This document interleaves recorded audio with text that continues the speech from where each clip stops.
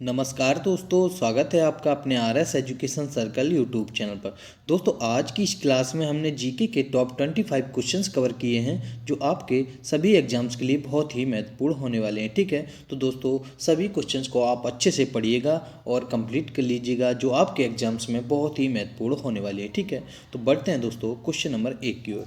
दोस्तों, हमारा question number 1 पूछा गया है कि विश्व का सबसे बड़ा महाकाव्य किसे माना जाता है। दोस्तों, आपको 4 ऑप्शंस दिए गए हैं, उनमें आपको बताना है कि विश्व का जो सबसे बड़ा महाकाव्य माना जाता है दोस्तों वह कौन माना जाता है। ठीक है, तो यहाँ पर आपका दोस्तों राइट आंसर हो जाएगा महाभारत। दोस्तों, महाभारत को विश्व का सबसे बड़ा महाकाव्य माना जाता है। यहाँ पर दोस्तों आपका डी ऑप्शन बिल्कुल करेक्ट हो जाएगा। जो विश्व का सबसे बड़ा महाकाव्य माना जाता है वह दोस्तों महाभारत को माना जाता है। ठीक है, याद रखेंगे, बहुत ही महत्वपूर्ण सभी क्वेश्चन है। क्वेश्चन नंबर दोस्तों आपका 2 पूछा गया है कि देवदास पुस्तक के जो लेखक हैं वह कौन है। दोस्तों, आपको बताना है इन ऑप्शंस को देख के कि देवदास जो पुस्तक के लेखक हैं वह दोस्तों कौन है। तो यहाँ पर आपका राइट आंसर जो हो जाएगा वह हो जाएगा शरत चंद्र चटर्जी। दोस्तों, शरत चंद्र चटर्जी देवदास पुस्तक के लेखक हैं। यहाँ पर दोस्तों आपका बी ऑप्शन बिल्कुल करेक्ट हो जाएगा। शरत चंद्र चटर्जी दोस्तों देवदास पुस्तक के लेखक माने जाते हैं। ठीक है, बढ़ते हैं दोस्तों क्वेश्चन नंबर 3 की ओर।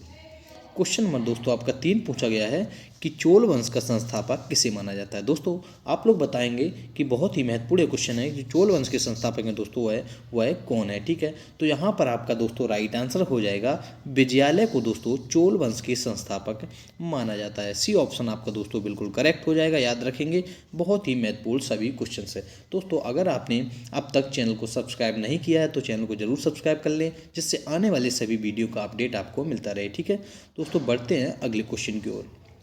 क्वेश्चन नंबर आपका 4 पूछा गया है दोस्तों कि यूएसए के प्रथम राष्ट्रपति कौन थे। दोस्तों, आप लोग को बताना है जो संयुक्त राज्य अमेरिका है या यूएसए, उसके दोस्तों जो प्रथम राष्ट्रपति थे वह कौन थे। तो यहाँ पर आपका राइट आंसर दोस्तों ऑप्शन ए बिल्कुल हो जाएगा। जॉर्ज वॉशिंगटन थे जो वह यूएसए के प्रथम राष्ट्रपति थे। यहाँ पर दोस्तों आपका ए ऑप्शन बिल्कुल करेक्ट हो जाएगा। जॉर्ज वाशिंगटन जी यूएसए के प्रथम दोस्तों राष्ट्रपति थे। ठीक है, क्वेश्चन नंबर दोस्तों आपका 5 पूछा गया है कि शरीर की कोशिका में ऊर्जा किस रूप में संग्रहित होती है। दोस्तों, बहुत ही महत्वपूर्ण साइंस से रिलेटेड यह क्वेश्चन है कि शरीर की जो कोशिका में ऊर्जा संग्रहित होती है वह किसके रूप में होती है। तो यहाँ पर दोस्तों आपका आंसर करेक्ट ऑप्शन ए हो जाएगा। एटीपी के रूप में दोस्तों शरीर में ऊर्जा दोस्तों संग्रहित होती है। ठीक है, ए ऑप्शन आपका दोस्तों बिल्कुल करेक्ट हो जाएगा। एटीपी के रूप में जो हमारी शरीर की कोशिका में ऊर्जा संग्रहित होती है वह एटीपी के दोस्तों रूप में होती है। क्वेश्चन नंबर आपका दोस्तों 6 पूछा गया है कि शेरशाह के बचपन का नाम क्या था। दोस्तों, आप लोग बताएंगे जो शेरशाह के बचपन का नाम था वह दोस्तों क्या था। तो आपका करेक्ट आंसर दोस्तों हो जाएगा ऑप्शन सी। ऑप्शन सी दोस्तों फरीद खान शेरशाह के बचपन का नाम था। याद रखेंगे, यहाँ पर दोस्तों आपका सी ऑप्शन बिल्कुल करेक्ट हो जाएगा। फरीद खान दोस्तों शेरशाह के बचपन का नाम था। ठीक है, बढ़ते हैं दोस्तों क्वेश्चन नंबर 7 की ओर। क्वेश्चन नंबर दोस्तों आपका 7 पूछा गया है कि काराकोरम दर्रा किससे किसको जोड़ता है। दोस्तों, यह बहुत ही महत्वपूर्ण क्वेश्चन है। एग्जाम्स में यह क्वेश्चन दोस्तों कई बार पूछा गया है। जो काराकोरम दर्रा है दोस्तों वह किससे किसको जोड़ता है। तो याद रखेंगे, भारत से पाकिस्तान को दोस्तों काराकोरम दर्रा जोड़ता है।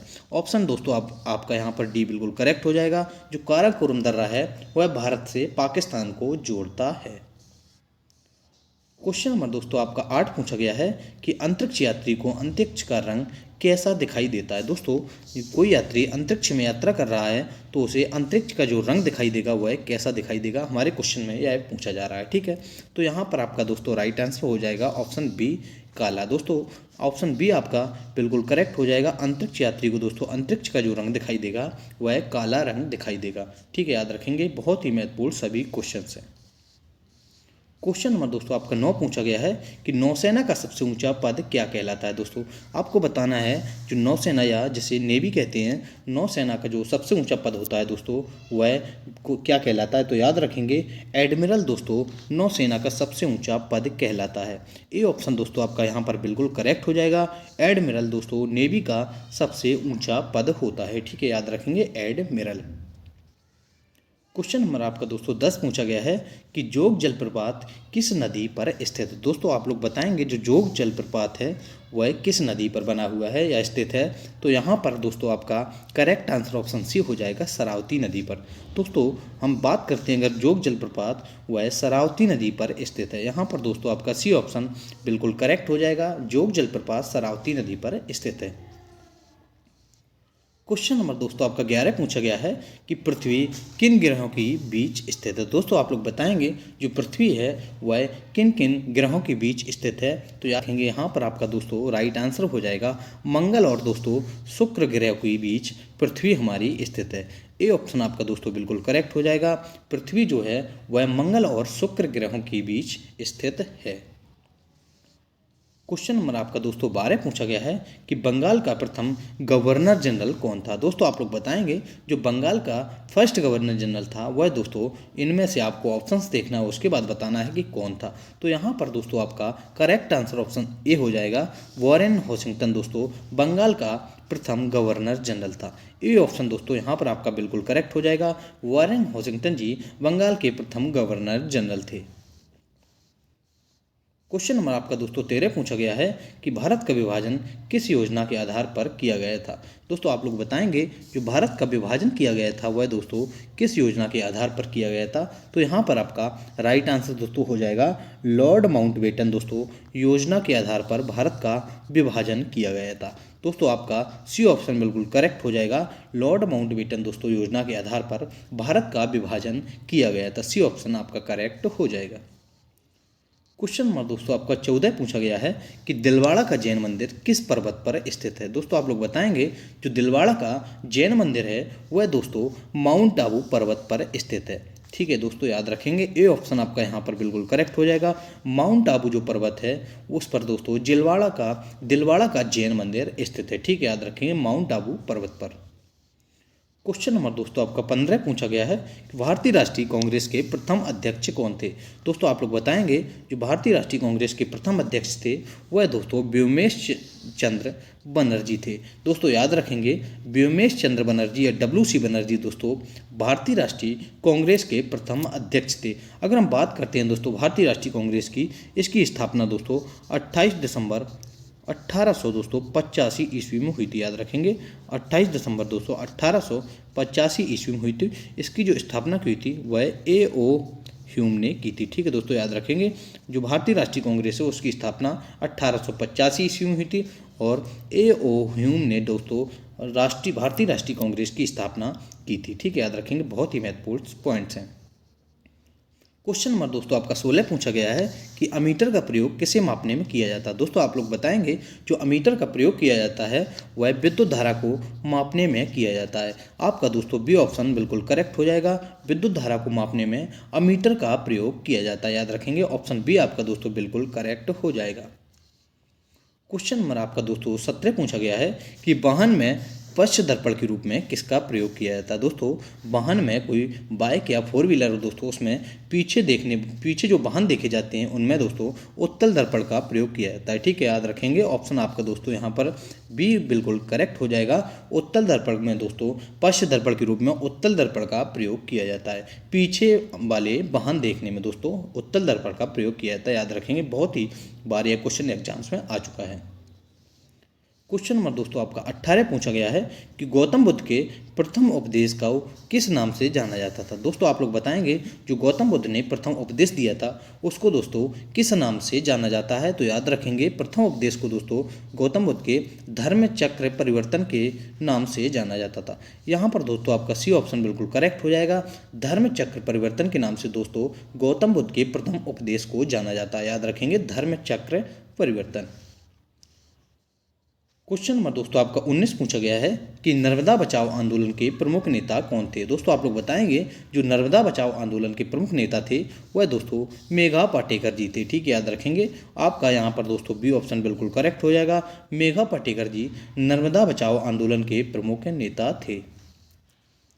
क्वेश्चन नंबर दोस्तों आपका 20 पूछा गया है कि LTTE आतंकवादी दोस्तों संगठन है यह किस देश का संगठन है। दोस्तों आप लोग बताएंगे जैसे लिट्टे के नाम से जाना जाता है। LTTE जो आतंकवादी संगठन है वह दोस्तों श्रीलंका का संगठन है।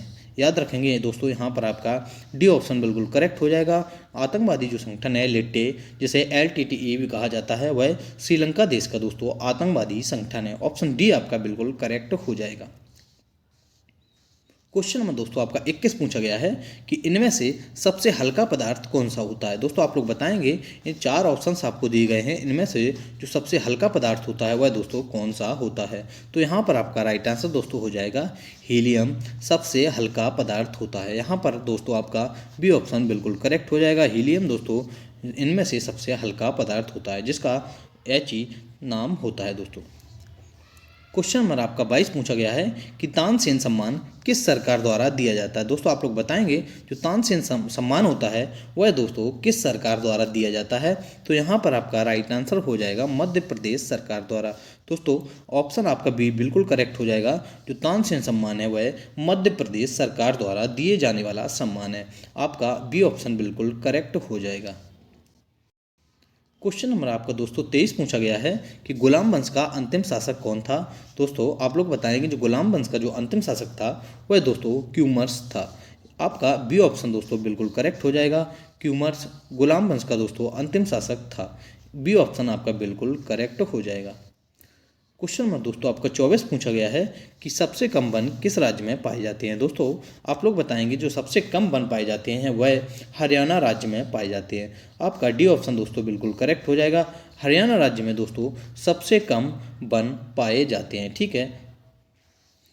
क्वेश्चन नंबर दोस्तों आपका 25वां अंतिम क्वेश्चन पूछा गया है कि दिल्ली सल्तनत के तहत कुल कितने वंशों ने शासन किया था। दोस्तों जो दिल्ली सल्तनत के तहत कुल कितने राजवंशों ने दिल्ली सल्तनत पर शासन किया था, हमारे क्वेश्चन में यह पूछ रहा है। तो दोस्तों इस क्वेश्चन का आंसर आपको कमेंट बॉक्स में बताना है, कमेंट करना है कि जो दिल्ली सल्तनत पर कितने राजवंशों ने शासन किया था। ठीक है, आपको कमेंट में बताना है। दोस्तों आज की क्लास यहीं पर समाप्त होती है। अगर आपको वीडियो अच्छा लगा तो वीडियो को लाइक कीजिएगा। अगर आप चैनल पर पहली बार विजिट किए, चैनल को जरूर सब्सक्राइब कर लीजिएगा। ठीक है, जिससे आने वाली सभी वीडियो का अपडेट आपको मिलता रहे। Thank you class.